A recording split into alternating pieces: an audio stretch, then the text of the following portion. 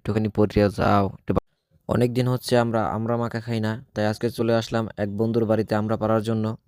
আমার এক ছোট ভাইকে আমরা গাছে উঠিয়ে দিলাম, সেখানে আমি নিচে আছি। আর আস্তে আস্তে গাছে উঠতেছে, উপর থেকে ও একটা একটা করে আমরা দিতেছে আর আমি একটা একটা করে ক্যাচ ধরতে আছি। আসলে আমি ছোটকাল থেকেই অনেক ক্যাচ ভালো ধরি, সেই জন্য আমি অনেক ক্যাচ ধরার উপরে দক্ষ।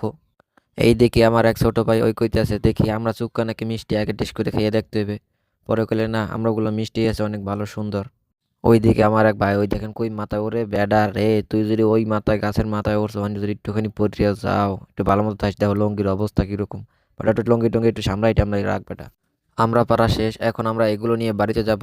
একটা একটা করে আমার এক ছোট ভাইয়ের লঙ্গির ভিতরে দিতেছে একজনে। আমরা সাইজগুলো কিন্তু বেশ বড় বড় এক একটা। এইদিকে আমরা মাখানোর প্রসেসিংয়ের কাজগুলো শুরু হয়ে গেছে। আমরা প্রথমে দিছি শুকনো মরিচ প্লাস গুঁড়ো মরিচ, ভালোভাবে শুকনো মরিচটা ডলে নিচ্ছে। তারপরে আমরা দিয়ে দিচ্ছি বিট লবণ। বিট লবণটা দিলে একটু অন্যরকম একটু স্বাদ লাগে, একটু ভালো লাগে। তারপর আমরা দিয়েছিলাম একটা 5 টাকা দামের ওই যে চাটনি আচার, তেঁতুলের চাটনি, এগুলো দিছি। তারপর একটা ম্যাগি মশলা দিয়ে সুন্দর করে আর একজনে মাখাচ্ছে। এইদিকে আমার চাচা একটা মুখে উড়াইয়ে খাইয়ে ফেলাইছে, আর কইলাম বেটা দূর হ।